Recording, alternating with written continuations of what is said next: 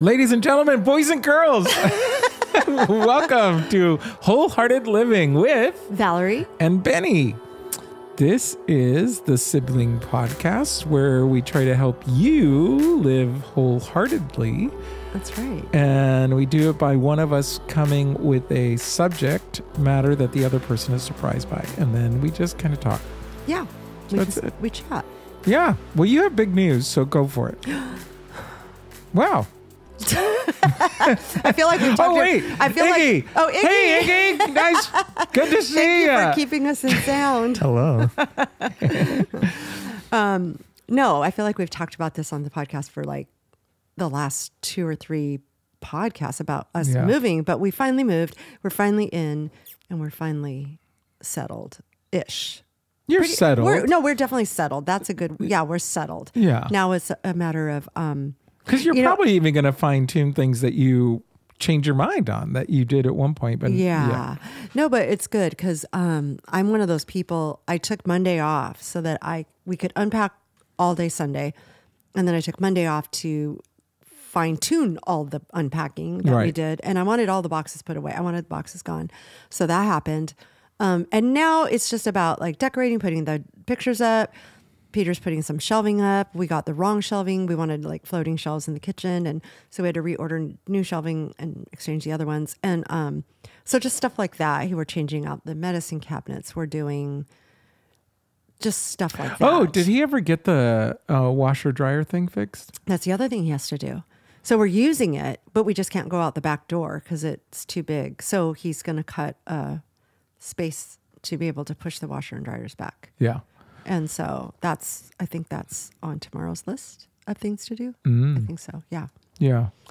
Well, it was interesting to move you guys. So I learned some stuff about me. Well, no, I've always known it about me, but it was interesting. I don't know why it felt different this time, but yeah.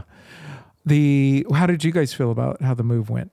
I'll tell you about my thing in a second. I mean, everybody that was there was strong. So I knew the move was going to go in terms of getting everything on the truck. I felt like there was going to be no issues because I think everybody that Peter asked to help were very strong people, and it was going to be fine like in terms of that way. But I feel like from my perspective and watching all of you guys, I feel like you had like a plan, an agenda where Peter, and you were like, I'm going to move fast. Peter's more methodical. He thought he knows how he wanted to line the truck up. And I think you were just like, pick it up and go. Yeah. And then I think Ray was more like, I'm just tell me where to put it. I'm not sure. I wasn't out there with all the guys, but, and but that was just from my perspective, what I was watching, what I could see. Well, what's funny is, and so how do you usually do things?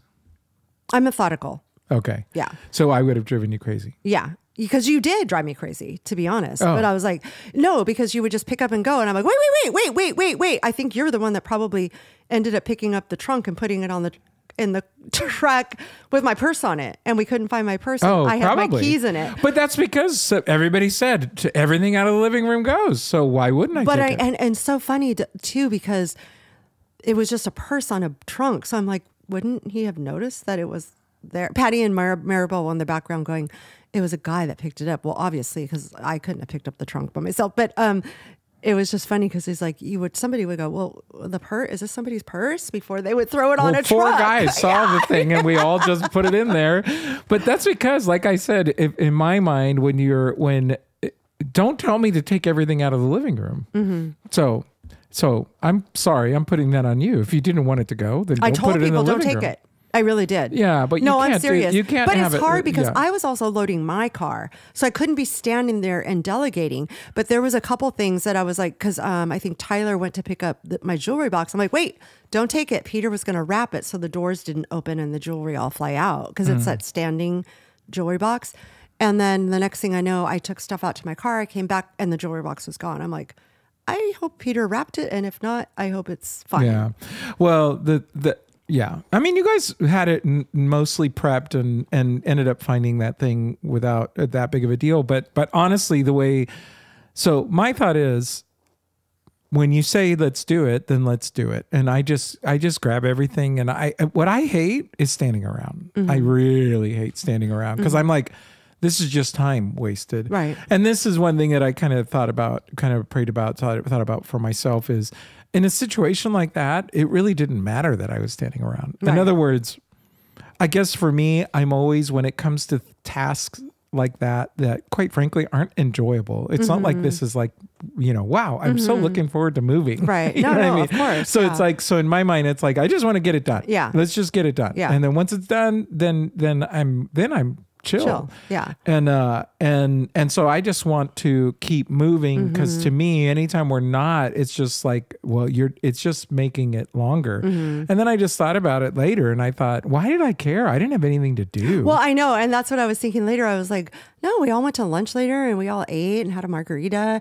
I was like, he didn't have anywhere to go. Cause I did think, wow, he's trying to like go, like you were just. Well, the other thing is that I knew we weren't making it in one truck.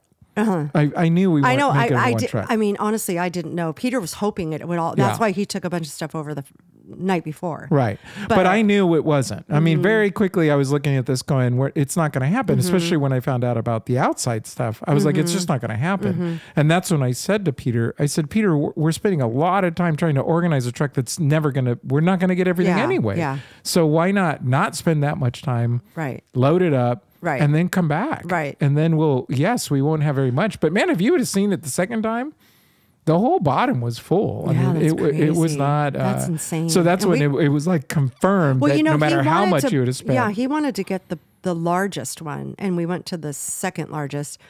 No, but even with the largest one, it wouldn't have made it. But didn't we make it from Adamite to this house with the largest one? And we had more stuff because we had Kylie's stuff. Well, I don't know. All I know is that it wouldn't have made it. I mean, because it was 6. We talked about it.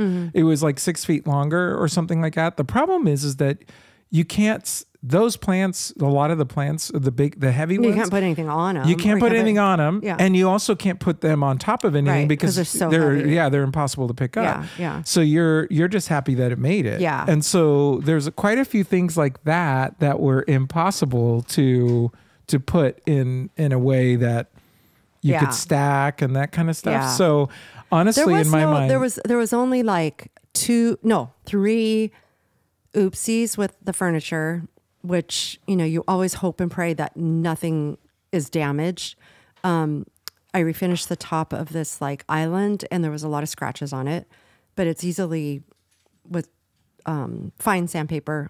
I think it'll just come out and then I can just still put a finish over it. I saw that, but I didn't know why. Yeah, I don't know what was put on it that did that. But then just 2 little dings too on our TV fireplace cabinet thing or whatever you want to call it. 2 little dings at the bottom so I can just touch those up.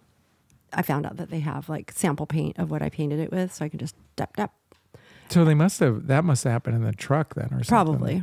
And then the thing I don't want to look at and I'm going to cry about is, I might have told you guys this on the podcast, when I was purging all the Christmas stuff, we took everything out of the attic. We went through all the boxes and I kept what I wanted to keep.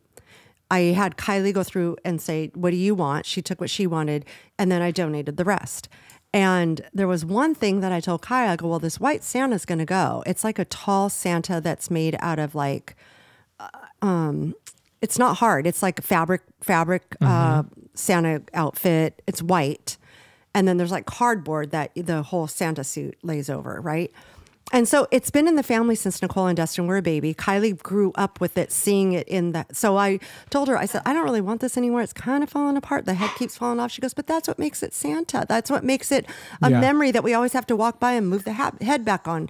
And so anyway, I said, but I don't really want it anymore. And she's like, no, just keep that one thing. So I was like, all right, I'll keep it. And so I did. But somehow that thing, it was always open and laid on top of our Christmas stuff in 2 big black bags and just setting on top because you can't put it in a box or one of the tubs. And somehow it got crunched up and put into a box. Somebody put it in a box. I don't know which one of the guys did that, but it's, I haven't even looked at it. Peter goes, you're going to be sad. It's not repairable. And I'm like, I'm not going to be sad. Kylie's going to be sad, which makes me sad because I was like, I didn't do it. I could tell you that. I didn't put anything in boxes, to be honest with you. So obviously, because otherwise your purse would have been a box. So, I took it. We already had that discussion. Yeah. You took what? I thought she said I took the purse. I did take the purse. You did the purse. Yeah. I'm not denying that. Trinity knows about the purse. Oh my gosh, yeah. So I don't understand how, I mean, but see, I'm still trying to say, don't tell me to take everything in the living room. So that's. I never told you to take everything. Yeah, but Peter did or whoever. I said, does everything go inside the living room? Yep, everything goes. But okay, granted, that makes sense. Take everything. But when you pick up something and go, oh, there's a purse on top, this probably would be in a box, or maybe I didn't see a somebody's. purse. I saw a black bag. He doesn't Okay. even see a bag. He just sees a thing that needs to go. Yeah, that's all I saw was a thing that needs to go. And honestly, But why wouldn't, as much as I had stuff, everything boxed except for furniture, why wouldn't that bag have been in something? Why would it just be laying right on top of something? But there was quite a few things like that. I mean, later we ended up having all the closets that we had to do. All there the was closets. There was 3. There was one closet that Peter was supposed to finish taking out because it was his stuff in there. And so I didn't notice that. The other closet was filled with blankets that were going to be donated after they were used for moving. So they were supposed to like cover like the TV or like a table Whatever it or was, whatever. yeah. But obviously that didn't get used that way. But there were some in there that were his Detroit blankets and stuff. So they weren't meant to be. There was? Yeah. Oh, I thought I cleared those ones out No, for sure. that's why then he was has like more than I thought. Yeah. So, but anyway, but the thing is that yeah. I mean, it is what it is. Mm-hmm. But what I did learn was I don't need to. But see, I'm going to be honest with you. That had nothing to do with me going fast. Mm-hmm. In other words, I wouldn't have asked anybody, "Oh, is this going?" Because I was already told it's going. Mm-hmm. So. Probably if I were to be a professional, like whatever, I would say to the entire group, everything on this side doesn't go, and then that's where you put your personal crap. Right. And Well, then and that was way, my bad nobody- too, because I was loading my car and I forgot what happened. Oh, the dog got out. And so I put my purse on the trunk. Or that chest or whatever it's called. And then I ran to go make sure the gate was closed. And then that's when I brought her back in to put her in the bathroom. And Ray and Maribel were at the door, coming to the door at the same time. So we went to open the door and I forgot my bag was even on that thing, Yeah. But that was just like, So ultimately it was totally I probably your should have fault. put it on the counter. Well, it probably was my fault for leaving it there, but I still would have looked down and said, is this bag supposed to be going on the truck? Yeah, Or is no. it somebody's? Because there was 3 girls there. So. Yeah, I wouldn't have done it. But yeah, because I honestly thought, because I was confused because there was also a brooms there and stuff like that. And Well, that I stuff left I the brooms left there. because I thought somebody's going to want to sweep afterwards. Exactly. So I kind of they left ended that up to the coming- very end. But then they ended up coming home. Well, and I had to that's take 'em so back the funny next because morning. I specifically said to Peter, "Are you guys going to need these things?" He goes, "No, we'll be fine." Oh, So I was like, whatever. So yeah. that's why I should have probably went back with you guys. 'Cause Oh, with you, how many things just so I did you have could to bring say, back? just so I could say, no, the room stays, so I can use it in the morning.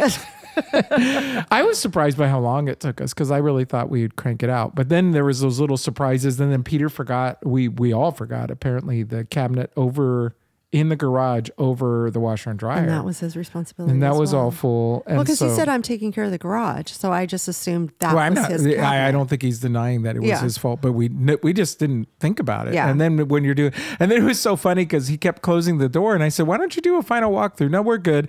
Do a final walkthrough, one more closet, and then open it back up. "Oh yeah, well, isn't this supposed to?" "Oh, that's right." And we must have opened the thing up That's 3 or 4 so times because it was funny. like I was like, and I finally looked at Ray. I said, "I wish you would have just done a final walkthrough." Well, and the reality is we were going to go back the next morning for a walkthrough with the landlord, so we would have gotten that stuff. No, and it just was no big boxed deal. it. I'm But yeah. joking actually, because But- and I didn't. I don't think I said it like that, but Yeah, it's funny. but it was just funny because No, Ray it was looked a at good- me it too, was- like, "All right, we'll just keep opening it." So, but yeah, It was good. It was good to have. I think everybody got along fine. I think everybody was strong, so everybody got it done. And Yeah, I didn't. And it's funny you said I was surprised it took as long as it did because I actually thought it was fast. I was like, oh, we're going to be able to go eat. It was like 2:30. Oh, and no, I'm referring to this second trip. because that you thought that trip was going to go I didn't quickly. realize how much was left. Yeah, and I didn't realize how much was left. I think when you said let's just come back, I think people just stopped and left whatever else was there because you're like, okay, we'll just go and come back. Yeah. Oh no, we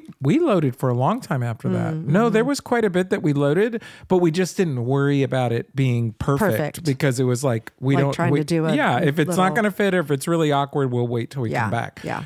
And so the thing, like there were some tools and some certain things that it was like to make it work with the situation would have been a real pain. Yeah. And so this way we didn't have to do that.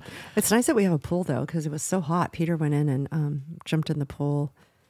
Yeah, I think that night, and then I think Sunday night too. I went to the pool. You did? Yeah, that night I went. Not yours. I mean, I was like, wow, did you before you left? No. I went for a swim after I worked out. Okay. I mean, after I did all that and we went out to eat and then I got home and I just told Patty, I said, You went out to eat again? No, after we went out to eat. Okay. After I didn't eat anything. I know. I was full. So I went to go swim and I'd only swam for like 500 meters or 700 meters or something like that. And then I went and you know what's so sad is I told Patty, I nowadays go in the sauna more than I go in the jacuzzi. Mm-hmm. And I said, I know I'm going to be sore tomorrow. Matter of fact, I don't even know how I did this, but you know how you set things on your arms? Mm-hmm. I had bruises on my arms right here. So I was like in pain. And, but yeah, things like that. And I had a few of them. I mean, I was a little bit sore. Yeah. And, but I thought I'm going to go sit in the jacuzzi. I got to the pool, jacuzzi was closed. Oh, the day you decide. So that one, that night. That's funny. And so, but anyway. Well, anyway, yeah, we're settled and we're liking it. It's a nice little community. That was really long banter. I know, my goodness. Yeah, you're killing I love me. taking my dog for a walk in that area too, up in the Harbor Pines area. Oh, cool. Anyway, well, guess what? Chicken butt. I have a special guest to interview. Tell me more. So you guys all know Iggy is our sound guy. We are going to have him on the podcast today. Woo-wee! And the crowd goes wild. So give us a second and we will have him join us. Alrighty. So you guys know Iggy as our sound guy, but I asked him to join us as a guest. And this is the first time you've seen Iggy, I think. Yes. Folks. Sure. This if is you're Iggy. on YouTube. I've been the voice of your conscience this whole time. That's right. This is actually Iggy Meister, friends. If you're watching on YouTube, but if you're listening to Spotify, it's the same voice. Yeah. My future I'd son-in-law. be scared if That's it wasn't right. the same voice. Yeah. So do you know why I asked you to be my guest? I don't even think Benny knows. I don't know asked why. you. I have no idea why. I was We're like, about to find out. yeah. Well, Iggy gets to listen to us chat a lot about wholehearted living, and he always has a little bit of insight after we talk on the podcast, like when we're just chatting afterwards, or even before.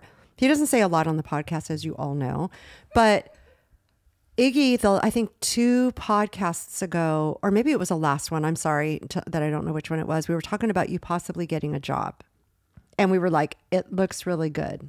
Mm-hmm. And I just found out, I guess, a week ago that you didn't get the job. Or I found out when we went to dinner, when we went to lunch, when we moved Saturday, that you didn't get the job. And so I know that I texted you and we were talking and I said, hey, you want to chat about that on the show?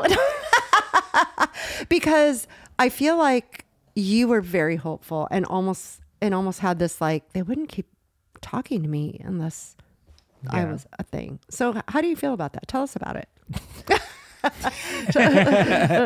I mean, what was your thought when you found out that you did not get this job, that they strung you along for 2-3 weeks? Well, I first got the email from the recruiter, and on the email he said literally the only reason why they chose a different person was that they had more years of experience. That was it. And if they could hire more than one person, they would have, but they only needed one person. And so that's why they went with a different candidate for the job. And then I also messaged the area manager because she was the one that's been interviewing me through the process. And even she was like, you made it a really hard decision. Mm-hmm. And both the area manager and the recruiter were like, we think you would be a great fit for the company. We want to stay in touch for future openings. Oh, okay. So initially it was like, I just wasted the last month. It was a long time that they it were was a like, month. yeah. And I think because the area manager really liked me, but I don't think that she was the final say in the decision, because they had meetings about the candidates and they make decisions as a group. And so I don't think. Yeah, was she just put her her. input in, Yeah. but then they had like other ideas or what have you. So did you feel, I mean, I guess the show could be over because, no, just kidding. Well, let me ask No. you, can I go backtrack? Can I Yeah, can I of ask a course. question? So Yes. I first want to ask you, Iggy, like let's back up since we have the opportunity to talk about this. How did you feel when you got laid off from your first job?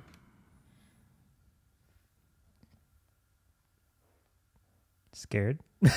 Wait, it Yeah. wasn't his first job No, I mean the previous job. It's not because his you first job. left, he was a manager at Starbucks and you left that for This the job. job that you just, that Yeah. you did get laid off from. And the Yeah. long story short, folks, just so you know, is he got laid off because the contract was deleted. It had nothing to do with him. So several people got laid off. So we won't go into that other than to say what I'm curious about is like, how did you process that? What happened in you at that time when all of a sudden you find out, and it was a surprise, right? They tell Yeah. you randomly you're going to have what happens in you?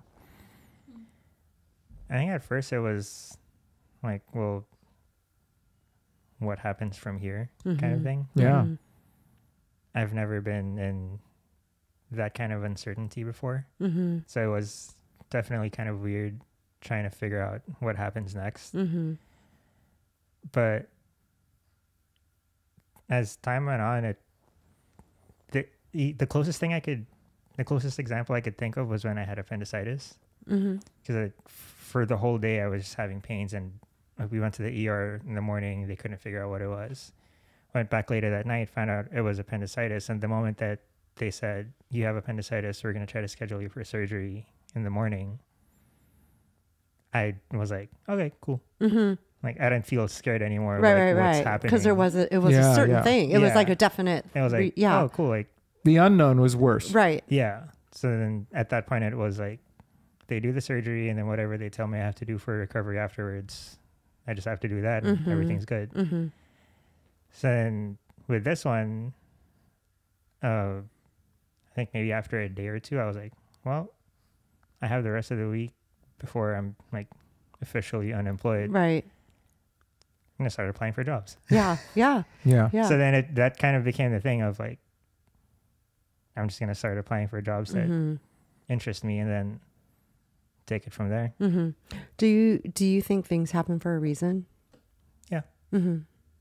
So you think something's better there for you, out there for you? Yeah. Well, it's something that I've also been sharing with the interviews that I've had lately, is that because I basically grew up with Starbucks. Like first job was there for 8.5 years. And this last job that I had was very much like, you can say it's a desk job. I was working from home, and I started missing like dealing with people. Yeah. Yeah. Yeah. Like as much as I'd have a lot of days going home, like customers. Guess what this customer did today? Yeah. But they're good stories. Yeah, I just started missing having those interactions every day. Yeah. So I feel like it was the nudge of like, yeah, you should go back. Go do something back like to that. Something more customer facing Sure. instead of like working remotely from home. Yeah. Yeah. As So- fun as working from home was, I definitely missed dealing with people. Yeah. So Yeah. so you and Trinity, when did you guys move out together? August last year. Yeah, and so then now you're not just taking care of you, not just, I mean, Trinity has a job, but you have a rent, More responsibilities. Yeah. So to lose a job is probably like, oh God, now what? Because Yeah, yeah. this is true. So, okay. So here's my next question. I know that you just had 2 interviews today, and we don't have to get into all that part of it, but how do you feel about if you don't get either one of these jobs? Like, do you feel like, because, okay, this whole concept of our show is to live wholeheartedly, live your best life, always, try to like reframe things and flip the script, if you will. So how would you apply that part of it to what's going on in your life right now? Yeah. I mean, the way I see it, the game's not over until clock hits 0. So until they say no, I'm not thinking they're going to say no. Okay, that's great. Yeah. Yeah, that's really good. Like, until they say you're not going to get the job, I'm Right. always going to think I have a chance at getting the Sure. job. Yeah. No, Yeah. that's really good. That's actually good. How do you carry because there's a lot of people out there that struggle, right, with a job, getting a job. I remember having to try and find a job. And how do you deal with, I'm seriously just asking how you do it. How do you deal with rejection? How do you deal with it when, like, even though I'm not trying to rub salt in a wound, but I'm going to say, even though they keep saying, well, man, you made this decision hard, they still didn't take you. Mm-hmm. Yeah. So how do you process that? Mm-hmm. That's a good question. I know.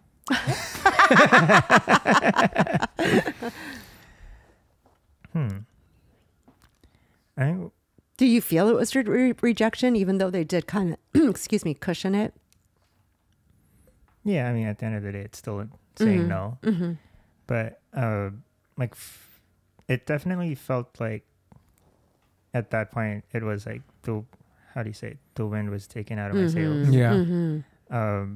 But for the whole process so far in the last month of applying to jobs, and because at this point I've applied to probably close to 40 or 50 positions. Wow.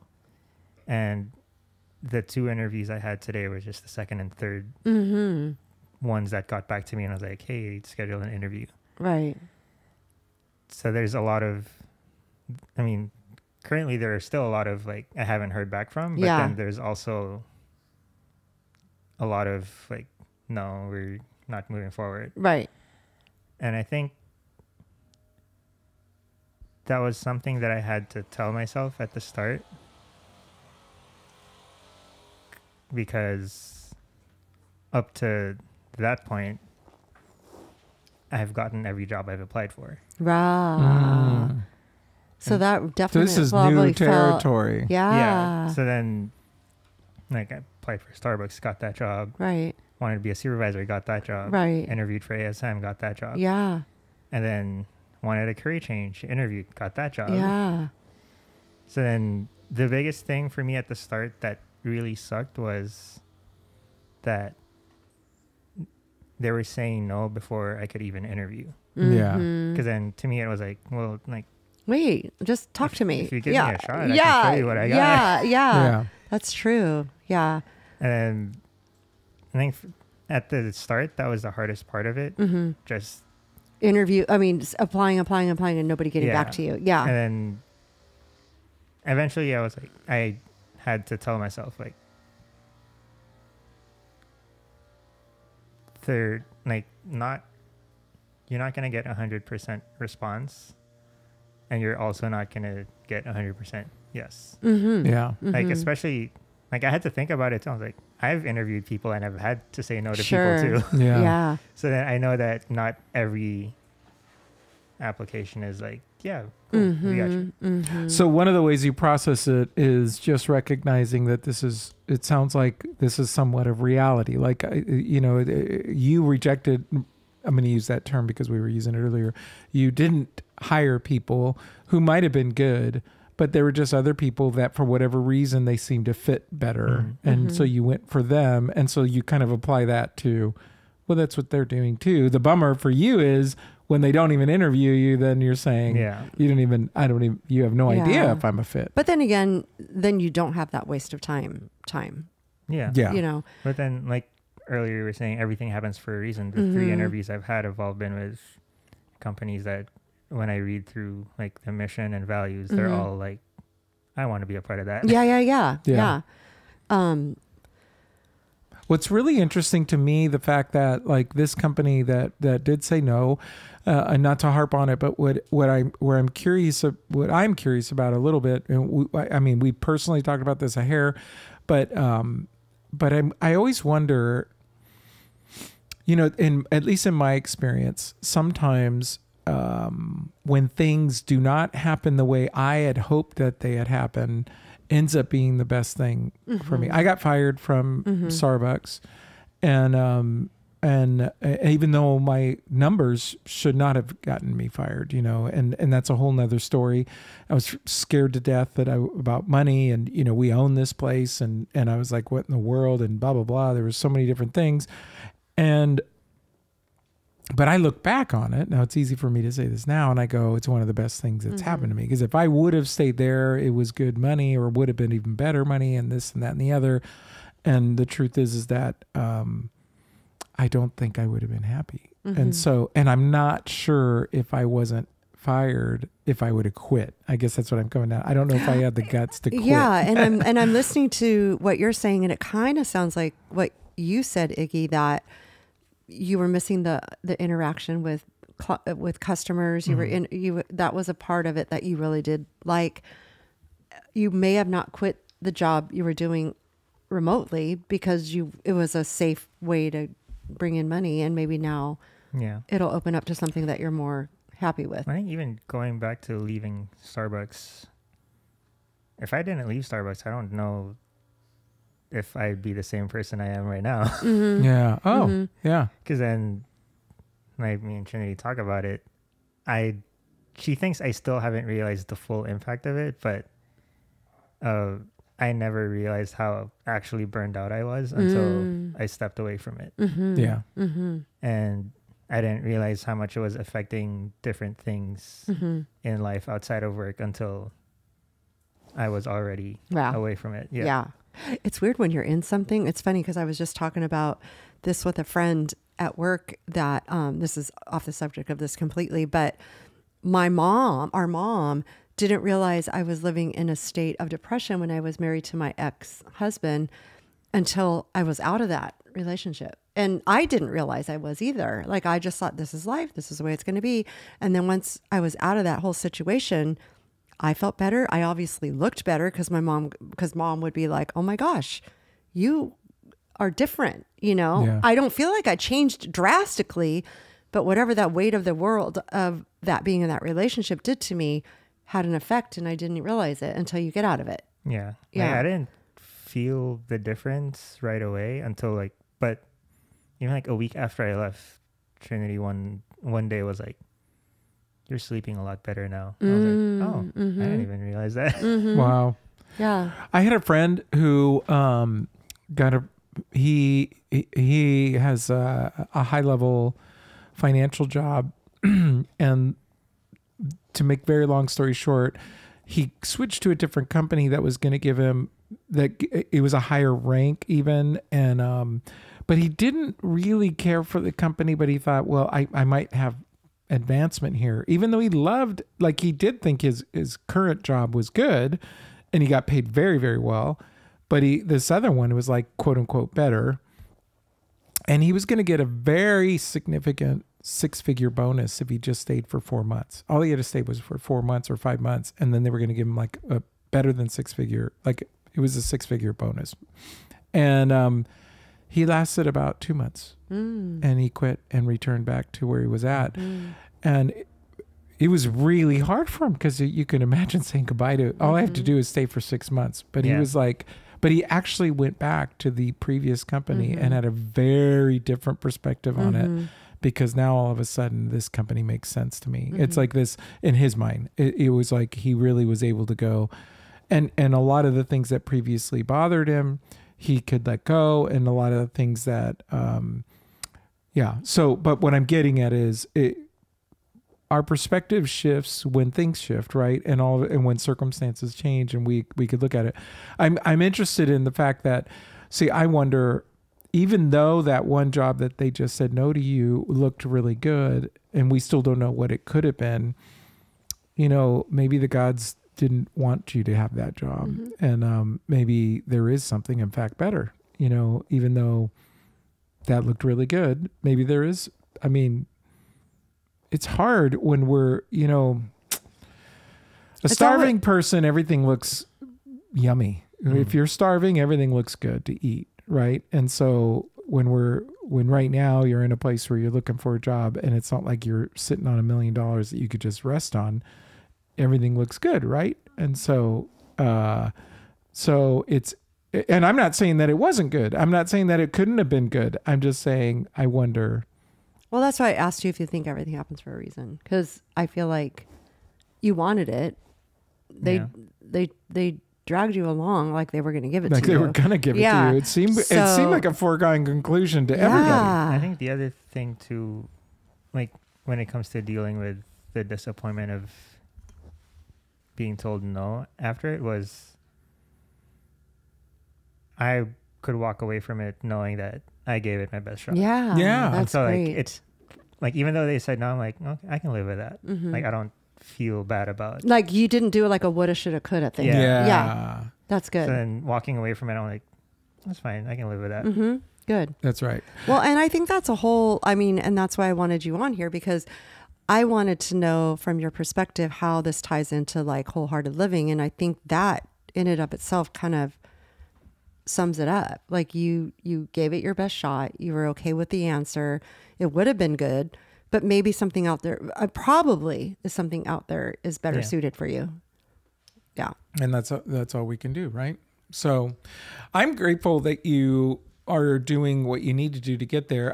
The one thing that's frustrating, I'm sure for you, and it's a drag, is because of the way that job was laid out, you kind of put the kibosh on looking for a job because it looked like this is going to happen. Yeah, like you said, it was like a waste of 3 weeks or a month or whatever. I should find out next week about the 2 interviews I had today. Okay.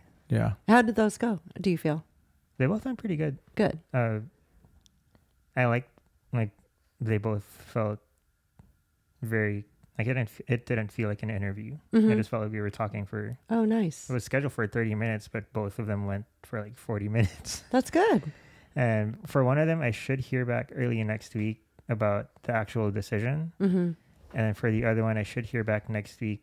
If they move me forward, there's one final round of interviews that I'd have to go through. Oh, okay. So then we'll see next week how it goes. Good. Well, I love your attitude about it. I want to know, because I know you're on this podcast talking, but like for real, tell me for real. How do you feel right now in life? Like, how do you feel? I seriously thought you were going to say, okay, I really want to know. Who do you like more, me or Benny? Well, that's a given, but just kidding. No, Sorry, I want to know. I really honestly want to know how you feel right now. Like, do you still feel like the wind was knocked out of the sail? What is that saying? Yeah, you said it. Yeah. And or do you feel like you were punched in the gut, or do you feel like a little what do you feel? I want to know. And just tell the listeners at the end of the day how you're moving forward. Yeah. I think for me, going back to what I said earlier, it helps that I grew up playing sports, basketball, because then the way I kind of see it now is I missed a shot. All I can do is shoot the next one. That's awesome. And I have to play the game until the clock hits 0, no matter what the score looks like. So wow. Nice. We should write that down. Yeah. Put it in a plaque. I'm going to crochet it onto a pillow. No, that's good, actually. Yeah. Yeah, because we always had this, we always had this saying of like the next shot mentality. Like you can miss this one, but the most important shot is always the next one. So if you keep lingering on the one you just missed, then the next one's not going to be your best one. Yeah. I love that. That's really cool. You cannot. That's really great. He does say a lot of good things, though. Yeah. All right. Well, folks, this is Iggy, the guy behind the voice. That's right. So now you've seen him. Now you've heard him. I'm so glad he decided. I asked him if he wanted to come on here just to share a little bit about this, because his attitude seems pretty good about it. And I was like, you know what? Do you want to be on the podcast? And That's so great. I'm glad. I'm like, sure. Yeah. No, I think it's great. And this is what we want to do too. So, Yeah. well, do you want to thank you, just close Iggy. it up? Now you got to go on the other side. Yeah. Well, you could say, It definitely feels weird sitting on this side of the table. hey, by the way, It also This- feels weird that I have to turn. So Right, look at you guys yeah, have instead a of scene straight ahead, across. yes. so now what's really funny, folks, is from now on, Iggy's going to be on the other side of the table saying, well, I have something to say. This is Wholehearted Living with Valerie, Benny, and Iggy.